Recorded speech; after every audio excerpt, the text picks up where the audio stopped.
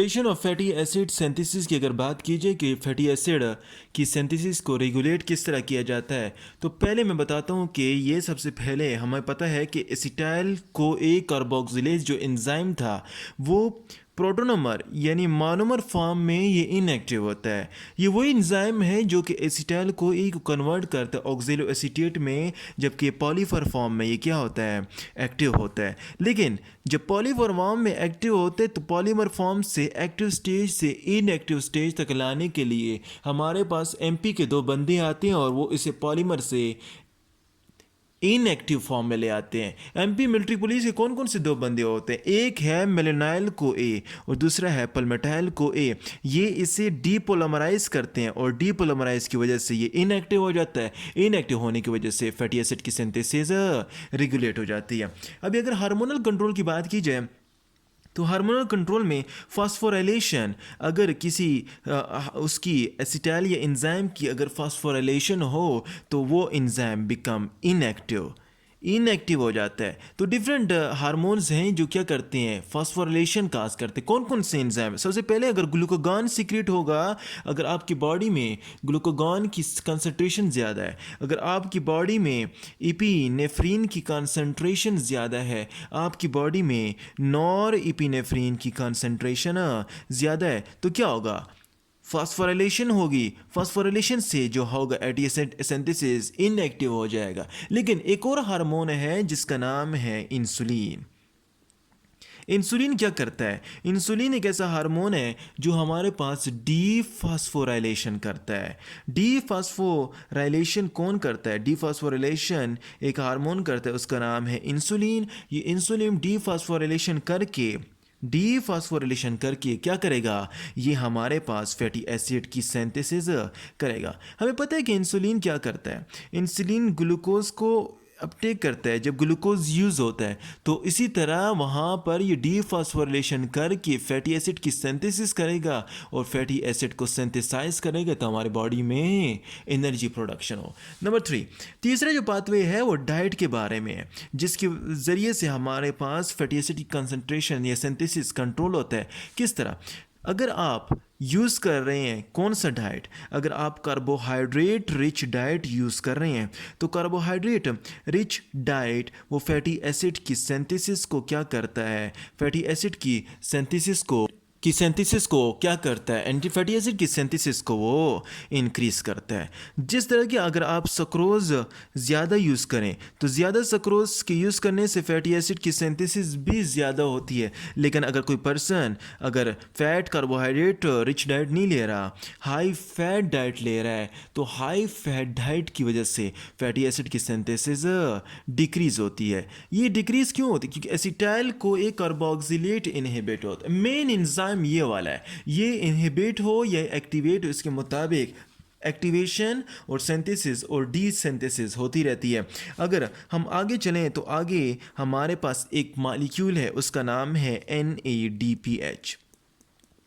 NADPH कहाँ से आ रहा था? NADPH जो आ रहा था वहाँ से मिलेट से, और मिलेट यानी सिट्रेट पाथवे से वहाँ से हमारे पास एक मॉलिक्यूल आ रहा था जिसका नाम था NADPH। अब ये NADPH जो बन रहा है, जितना NADPH ज़्यादा होगा उतनी फैटी एसिड की सिंथेसिस ज़्यादा होगी। मैक्सिमम कहा जाता है कि 50% NADPH हमारे पास कहाँ से आता है? 50% NADPH हमारे पास हेक्सो मोनोफॉस्फेट शंट के पाथवे से आता है। तो जितना ज़्यादा हेक्सोज मोनोफॉस्फेट शंट से NADPH ज़्यादा होगा, जितना हमारे पास में सिट्रेट पाथवे से NADPH ज़्यादा होगा, उतना ही हमारे पास फैटी एसिड की सिंथेसिस भी ज़्यादा होगी। This was all about the fatty acid synthesis. और जो 5वें नंबर पे है वो है हेपेटिक फ्री एसिड। हेपेटिक में फ्री फैटी एसिड जो होता है और साथ साथ सीरम का जो फ्री फैटी एसिड है ये इन्वर्सली रिलेटेड है। यानी हेपेटिक फ्री फैटी एसिड अगर ज़्यादा हो तो सीरम का फ्री फैटी एसिड कम होगा। तो it's inversely proportion, inverse related with each other, और उनके आपस में रिलेशनशिप क्या है? इन्वर्स रिलेशनशिप है। अभी हम बता चुके हैं कि हमारे पास कुछ ऐसे हैं जो अनसैचुरेटेड फैटी एसिड भी होते हैं, लेकिन ये पॉइंट याद रहे कि मैमल्स में जितने भी मैमल्स हैं उनमें unsaturated fatty acid double bond की एडिशन नहीं हो सकती। जब डबल बॉन्ड की एडिशन या अनसैचुरेटेड फैटी एसिड की सिंथेसिस नहीं हो सकती तो हमारी बॉडी में दो किस्म के एसिड हैं, एक का नाम है लिनोलिक एसिड और दूसरे का नाम है लिनोलेनिक एसिड। लिनोलेनिक एसिड या लिनोलिक एसिड जो दो एसिड हैं वो फिर आपने क्या करना है, डाइट में यूज़ करना है। अगर ये कम हो गए तो क्योंकि ऑलरेडी आपकी बॉडी में प्रिपेयर नहीं हो रहे, तो लिनोलिक एसिड और लिनोलेनिक एसिड ये हमारी बॉडी में क्या होते हैं, डाइट में प्रिपेयर होते हैं और ये यूज़ होते हैं। याद रहे कि लिनोलिक एसिड और लिनोलेनिक एसिड हमारे पास लिनोलिक एसिड अगला एक मॉलिक्यूल देता है जिसका नाम है इरेकियाडेनिक एसिड। अब इरेकियाडेनिक एसिड क्या देगा, इरेकियाडेनिक एसिड हमारे पास इकोसिनाइड देगा। इकोसिनाइड का क्या फंक्शन है, इकोसिनाइड की डिफरेंट कैटेगरीज हैं और डिफरेंट फॉर्म्स में होता है। एक का नाम है प्रोस्टाग्लैंडिन, प्रोस्टासाइक्लिन और थ्रोम्बोक्सिन की फॉर्म में होता है और उसकी सिंथेसिस में मदद देता है। अगर आपकी बॉडी में लिनोलिक एसिड नहीं है तो इरेकियाडेनिक एसिड की सिंथेसिस नहीं है, वो नहीं है, तो आपके पास प्रोस्टाग्लैंडिन, प्रोस्टासाइक्लिन और थ्रोम्बोक्सिन की प्रिपरेशन भी नहीं है। This was all about unsaturated fatty acid. और ये जितने भी फैटी एसिड हैं, जो फैटी एसिड की सिंथेसिस है और जो मैमल्स में अनसैचुरेटेड फैटी एसिड जो प्रिपेयर होते हैं लिनोलिक एसिड के जरिए से, इरेकियाडेनिक एसिड और इरेकियाडेनिक से प्रोस्टाग्लैंडिन, प्रोस्टासाइक्लिन और थ्रोम्बोक्सिन। अभी अगला जो टॉपिक है वो एलोंगेशन के बारे में है। अभी हमारे पास जो फैटी एसिड है इसकी आप कैसी एलोंगेशन करेंगे।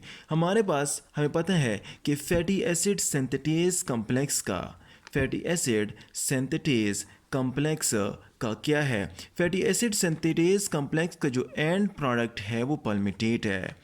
पल्मिटेट फैटी एसिड सिंथेटेज कॉम्प्लेक्स का एंड प्रोडक्ट है जो फैटी एसिड की सिंथेसिस का एंड प्रोडक्ट है। अब ये एलोंगेट होगा कहाँ पर, ये दो ऑर्गेनेल्स में जाता है, या तो ये एंडोप्लाज्मिक रेटिकुलम में जाता है या माइक्रोसोम में जाता है, और या फिर इनके अलावा ये माइटोकॉन्ड्रिया में जाता है। ये दो ऑर्गेनेल्स ऐसी हैं जिनमें ये जाके माइटोकॉन्ड्रिया या एंडोप्लाज्मिक रेटिकुलम में जाके ये क्या होता है, फैटी एसिड पल्मिटेट की इलोंगेशन होती है।